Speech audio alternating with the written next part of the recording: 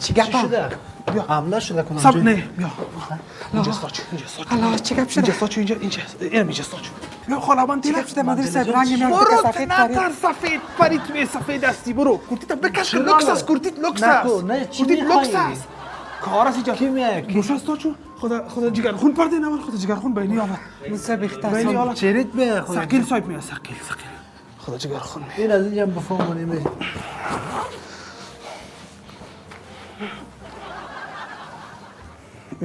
چی میکنی؟ بگی دست خودت بگی تو بگی دست من تو الان قامت کن سر پایین آماده سر تا پایین بگی سخیت سر تا پایین بگی دست من دسته په سیاست ولاړې لکه چې مخنده مخنده نه نکو چی هستی؟ بگی نه دیتا بگی تشکر پیسه چی هست سقیل صاحب ما رو میدین؟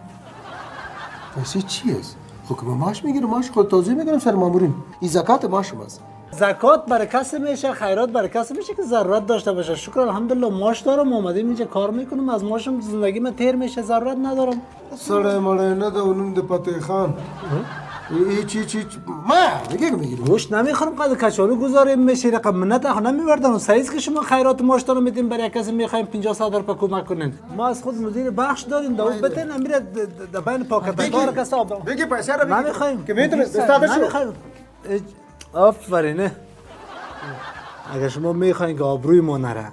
من مامور رتبه 2 هستم عزت دارم از خود نفس دارم غرور دارم این رقم در بین مردم شکستانده ای پیسه 500 روپیه آنقدر مغرور حسن خود ما باش عاقبت مثل پشک پت میکشی یعنی مامور بخش ماست کم مونده پایت بلیسه خاطر 500 روپیه اینه میرم پیسه را سر نفر میوم چند نفر زیر بده بگو کارمندکایت بده تو ای باز میگه که مثلا پیسه رو کدام ثقیل داده خدا خو میفهمه این نام ما چطور شوی نشان ما چطور شد خاطر نامت بده خاطر رضایت خدا گنگا کدی مره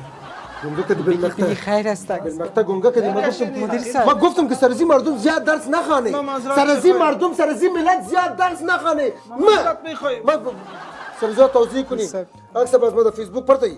یک عکس ما رو بیا حالا مدیر صاحب من نمیخوایم عکس بیایم خیره مشکل مدیر ندارم صاحب پیسه